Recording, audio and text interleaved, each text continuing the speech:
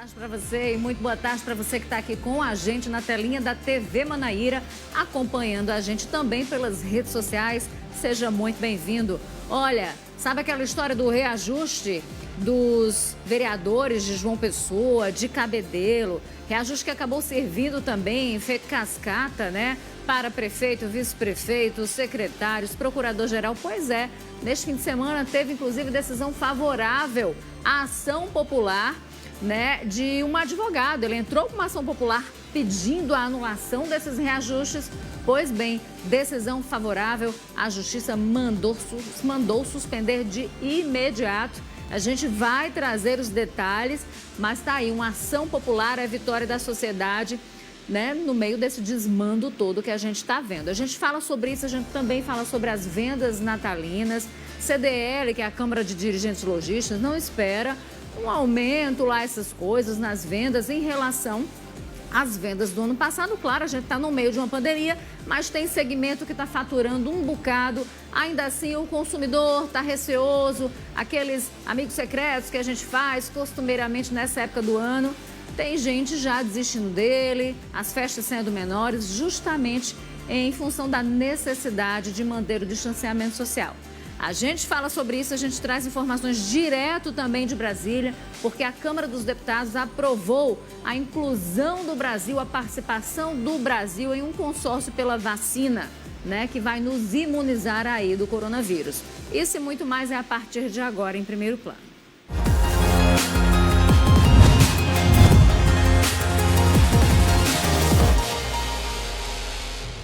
Olha, a Justiça mandou suspender o aumento dos salários dos vereadores de João Pessoa, também dos salários dos vereadores de Cabedelo. Uma decisão foi publicada ontem, inclusive, que é da juíza Tereza Cristina de Lira, seguindo um parecer favorável do Ministério Público em uma ação que foi movida por um cidadão, um advogado, que foi lá e disse: não, eu não vou aceitar isso, eu vou entrar com ação popular, está aí pedido deferido.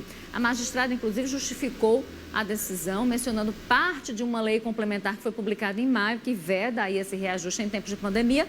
Mas sem demora, vamos chamar a Juliana Teixeira, ela vai trazer os detalhes disso para a gente. Juliana está por dentro, tanto dessa história que vale para João Pessoa, quanto também dessa ação que veda esse reajuste lá em Cabedelo. Ju, boa tarde.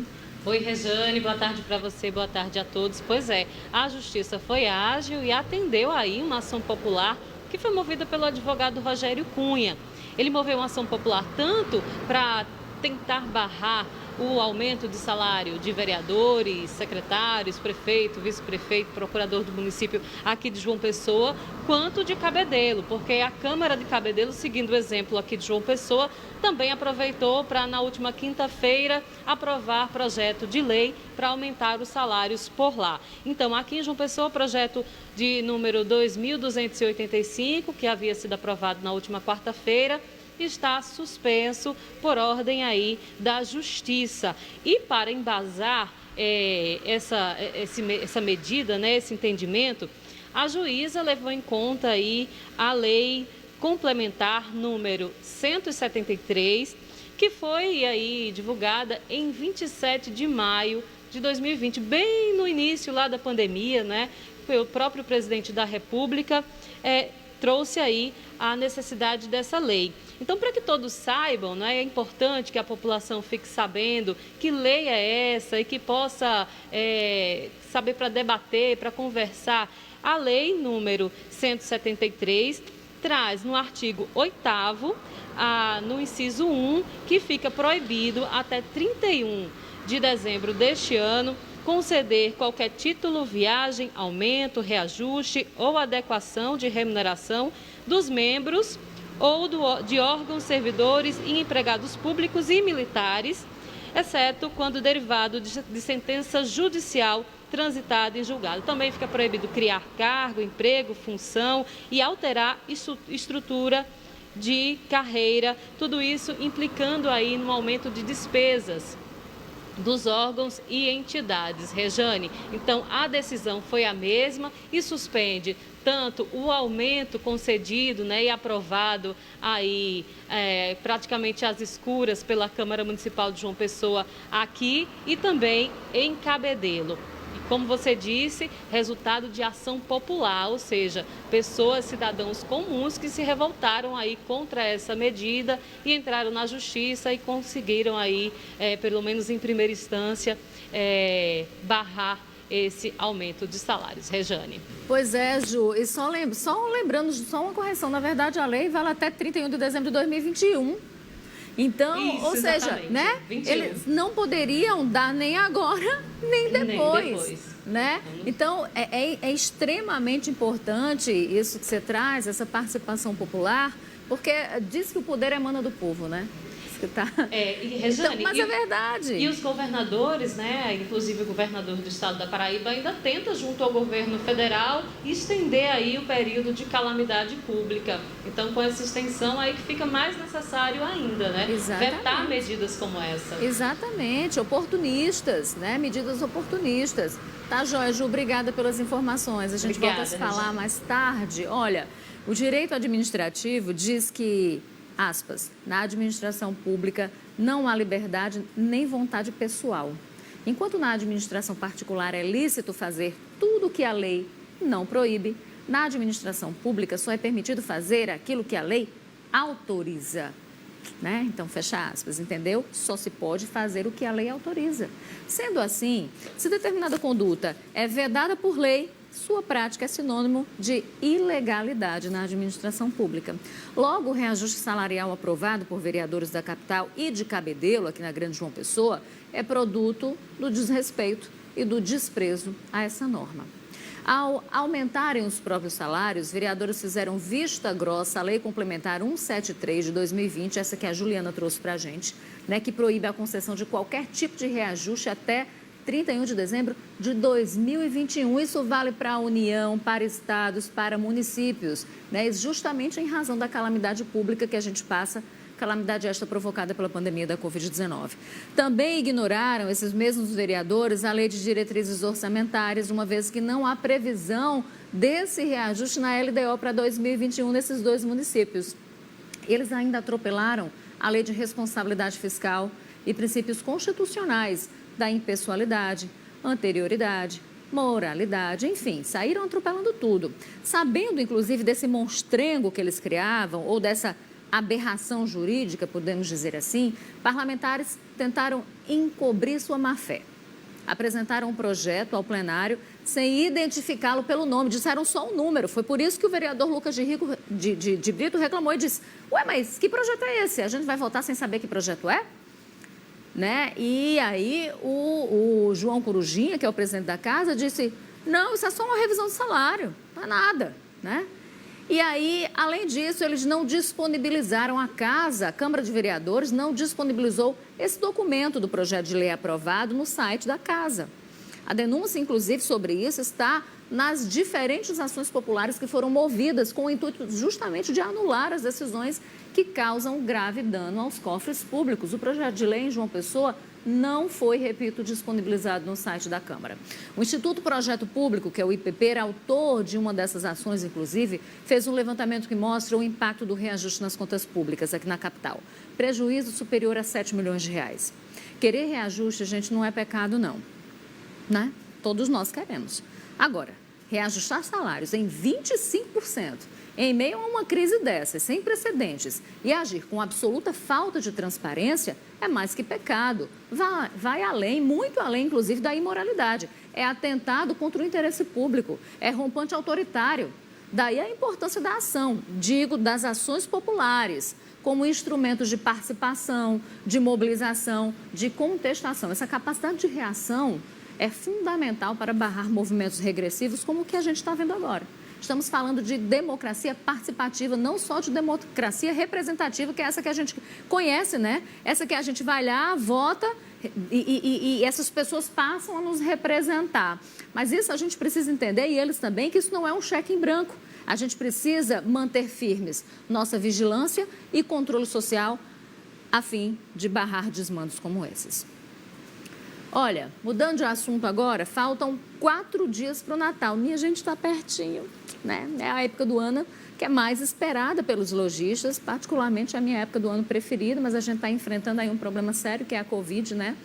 E exatamente por causa disso, tem lojistas que estão confiantes, mas a pandemia deve afetar as vendas deste ano. Essas vendas não devem superar, né, as do ano passado, é o que diz a CDL, a Câmara de Dirigentes Lojistas. Os tradicionais amigos secretos que ajudam a movimentar as vendas já não estão bombando tanto, né? Tem família que, por questões de segurança, suspendeu a festança. Claro que as dificuldades econômicas, financeiras também contam nessa decisão. Vamos acompanhar na reportagem. As ruas do comércio da cidade estão movimentadas nos últimos dias de 2020. Natal é considerada a melhor época em vendas. É um período que convida às compras, especialmente para quem gosta de presentear. A tradicional pesquisa de intenção de compras feita pelo Instituto aqui da FEComércio Paraíba revela que 61% dos paraibanos pretendem dar presentes nesse final de ano. Mais de 58% dos entrevistados disseram que desejam dar presentes, principalmente para os filhos. Em seguida, para namorados ou cônjuges. E, em terceiro lugar, para o pai e a mãe. Apesar disso, para a Câmara de Dirigentes Lojistas de João Pessoa, as vendas não devem superar dezembro de 2019. Passamos aí esse período de flexibilização, veio algumas datas comemorativas, como Dia dos Pais, Dia das Crianças, onde vendemos bem próximo do ano anterior.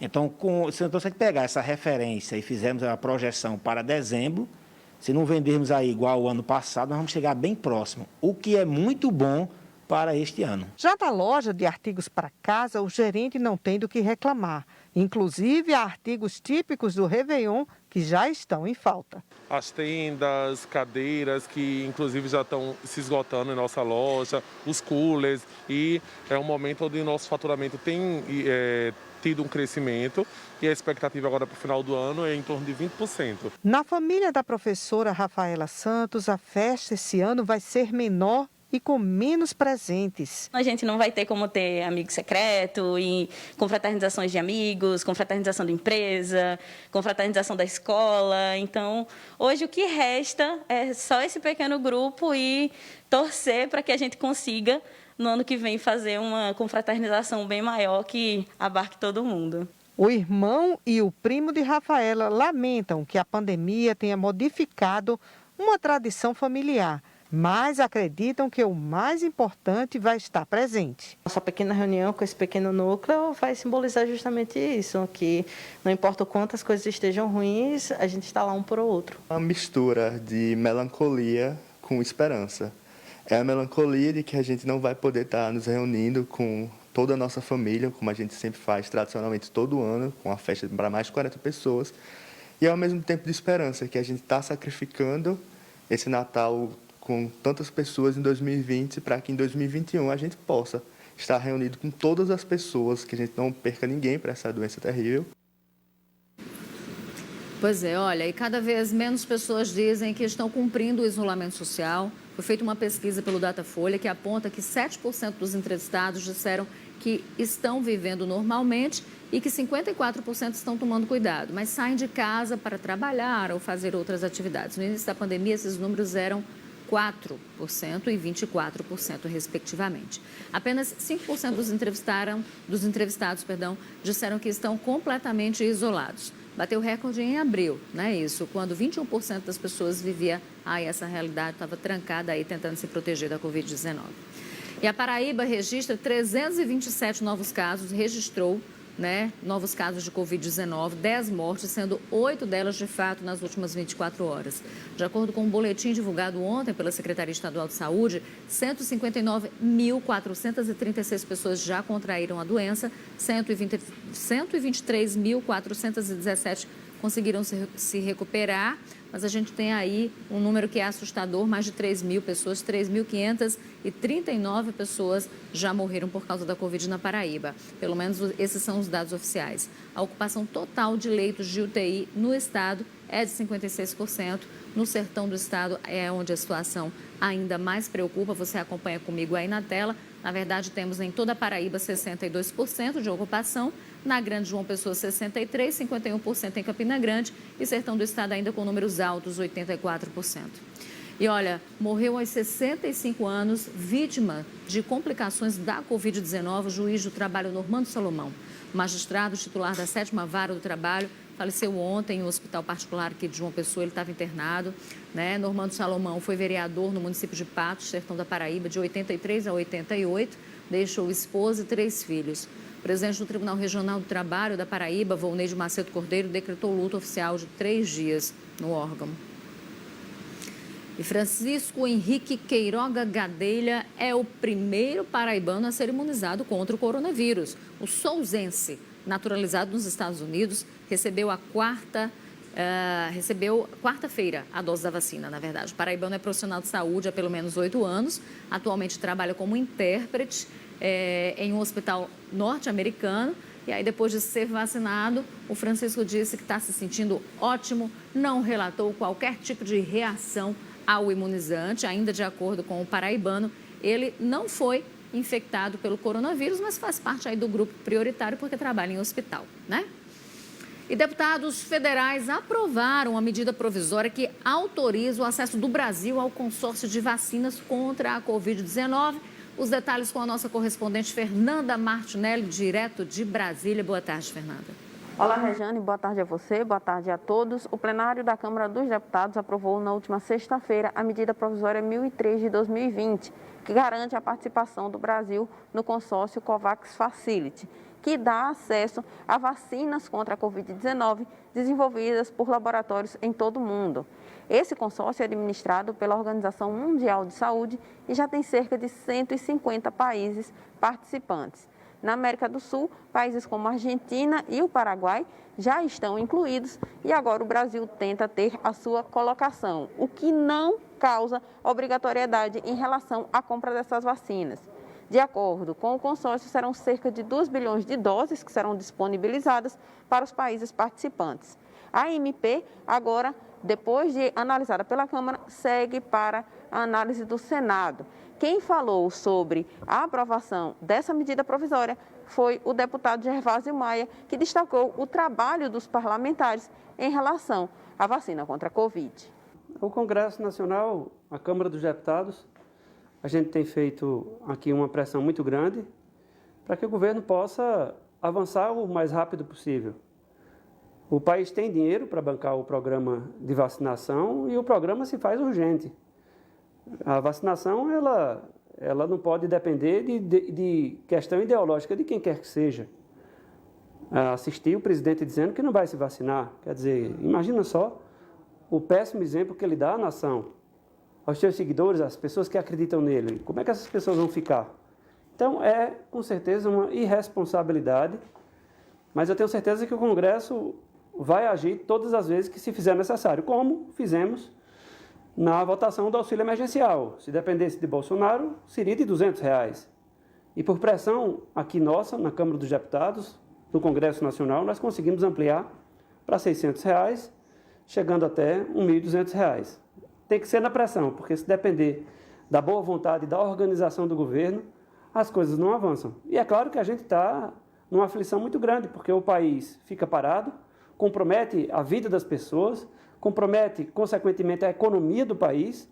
Então, a vacina se faz, o programa de vacinação ele é realmente urgente, coisa que, inclusive, já está acontecendo em outros países, mundo afora. E uma novidade em relação à disputa pela mesa diretora da Câmara dos Deputados. Na última sexta-feira foi feito um anúncio de que partidos de oposição passariam a integrar a base aliada do presidente da Câmara, Rodrigo Maia, que ainda não anunciou quem será o seu nome para a candidatura nas eleições que acontecem em fevereiro de 2021.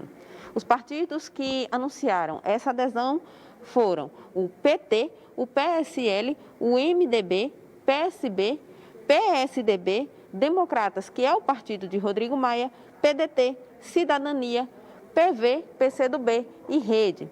Com isso, Maia já teria cerca de 281 votos, contra cerca de 208 em relação a Arthur Lira. Arthur Lira está mantendo reuniões para aumentar o seu número de aliados aqui na Câmara Federal. A expectativa é para que Rodrigo Maia anuncie essa semana se o seu candidato será o deputado Baleia Rossi, do MDB, ou o deputado paraibano Aguinaldo Ribeiro, do Progressistas. Obrigada, Fernanda. Ainda sobre a questão da vacina, né? Felizmente a gente tem aí o Congresso Nacional agindo na inércia do Poder Executivo, né? Porque o presidente perguntou, por que a pressa? Bem, nós temos mais de 180 mil mortos, né? E existe agora uma nova cepa aí do vírus, né? Mostrando que a transmissibilidade é muito mais agressiva, né? Foi detectado isso na Europa.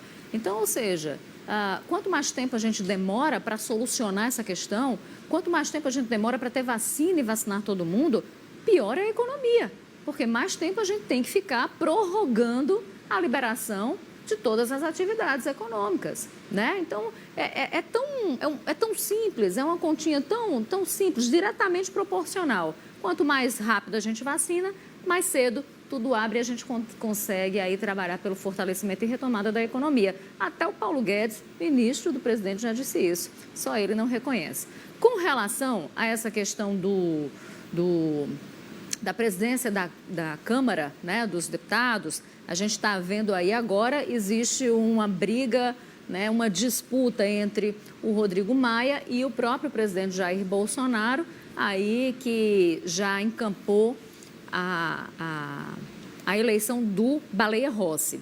E aí o Rodrigo Maia conseguiu a adesão da oposição, conseguiu a adesão da esquerda, inclusive do PT, que tem a maior bancada. E aí, nesse sentido, a ideologia está ficando de lado e o pragmatismo está se fazendo presente. Porque se a esquerda consegue apoiar um candidato que vença a presidência da Câmara dos Deputados, consegue poder na mesa, né, ocupar cargos ali na mesa diretora, inclusive pautar as pautas que são postas em plenário para discussão. Então, é uma questão muito pragmática, menos ideológica e mais pragmática. Vou para o intervalo, volto já já.